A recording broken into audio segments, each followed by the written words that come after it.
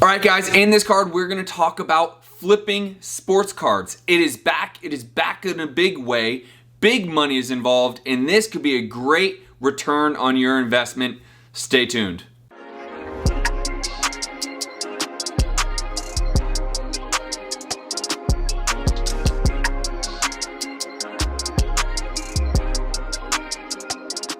Alright guys, so flipping sports cards is back. Now I'm a little older, I'm 39 years old, and as a kid, this is something I loved to do. And looking back on it, I realized I've always been an entrepreneur at heart. Fun, quick little side story about me.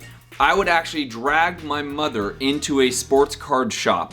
I would ask her to buy a box of cards for me.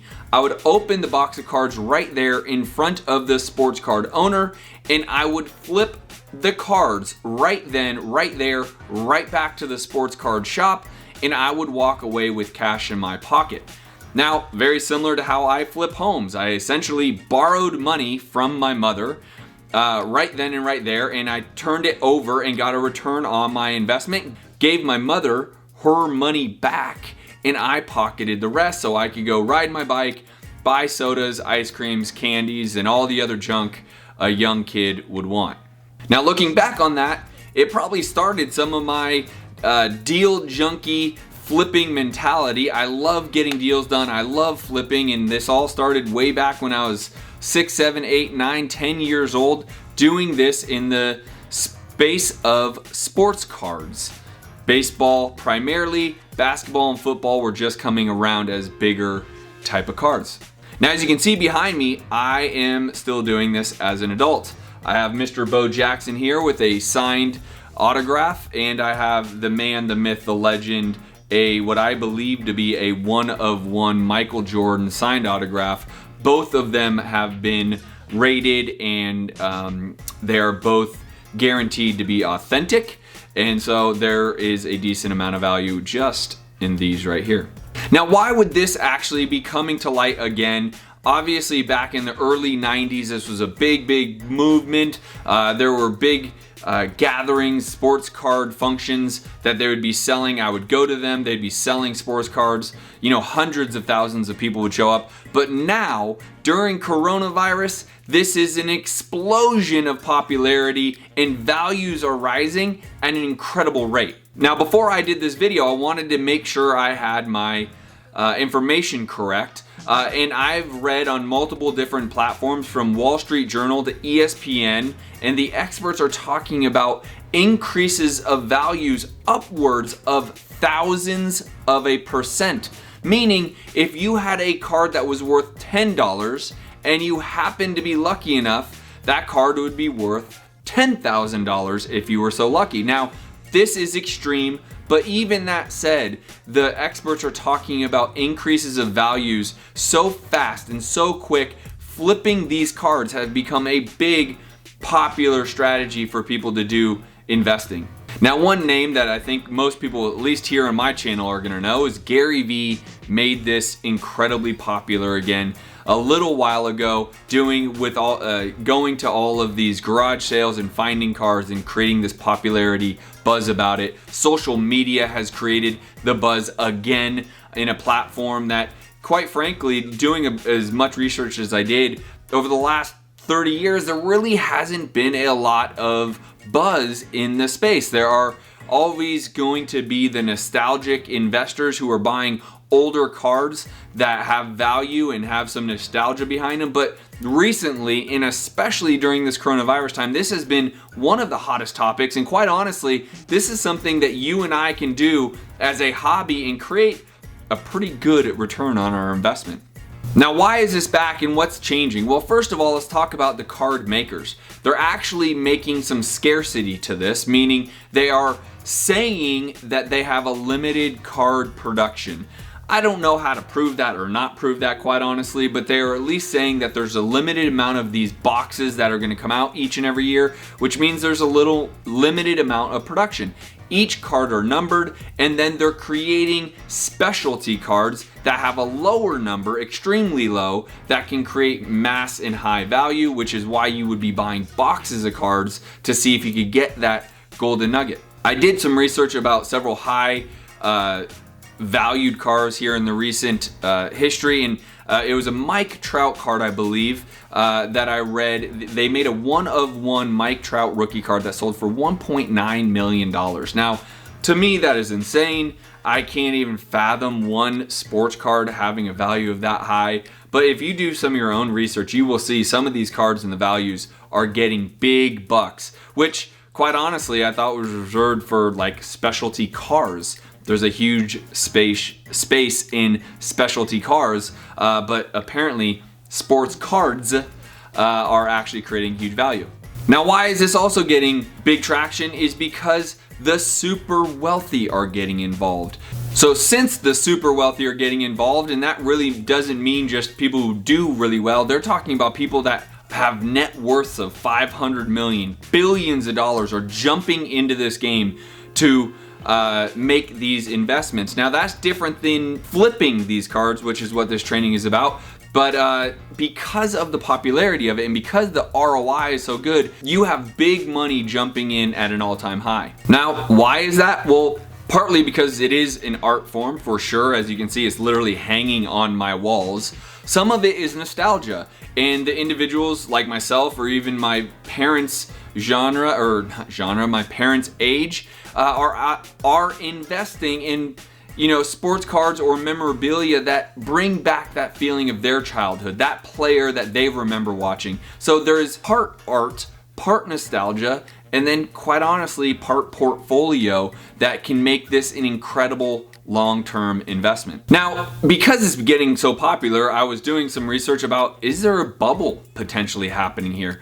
And there is some people out there that they're fearing some level of a bubble for the values of these cards. Because if you do your own research, you'll find cards that literally you could flip within a week and potentially double your money within 1 week, which is crazy to me. Now, that means you're buying a sports player card for $10 and a week later you're selling it for $20. Like, for me, the way I think is, how fast can I do that? How many of those cards can I buy and how quickly can I just resell them? Which brings me right into this idea of flipping sports cards and how to do it to protect yourself and what's really happening here. So let's first talk about the first thing, which is the rating of the cards. I personally am not so bullish on this space that I'm gonna go out and buy a card that hasn't been rated or graded, as you would say. The known entity, the PSA grading system, is really the entity that grades these cards, making sure that they're authentic and the quality of the card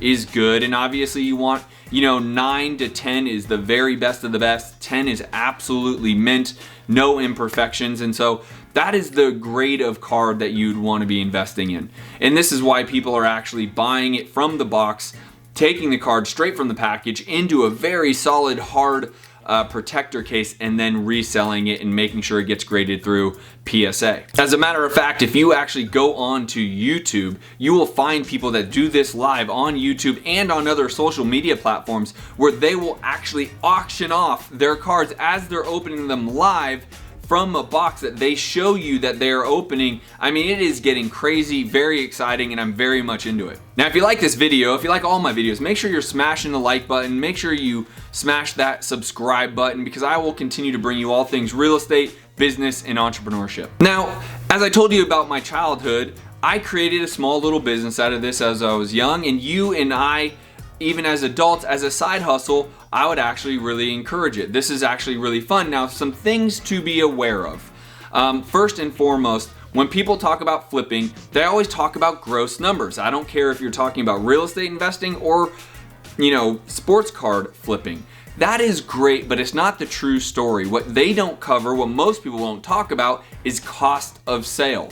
So roughly, you're gonna have anywhere from 10 to 20%, let's just call it 15% cost of sale to sell these cards. You're gonna have functions like eBay, which is the best place to sell these cards, are gonna take a percent out. I think it's roughly about 10%.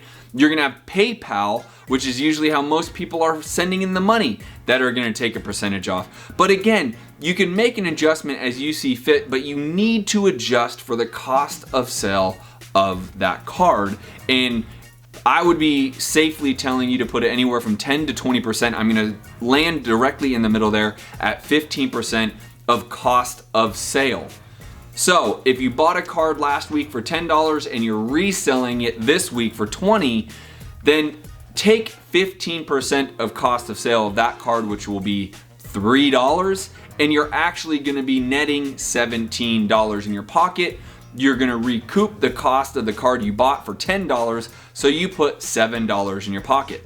Well, that doesn't sound like a lot of money to the grown-up world. If you did this at a pretty rapid pace, you could see that you could make some halfway decent money each and every week using this as a great side hustle.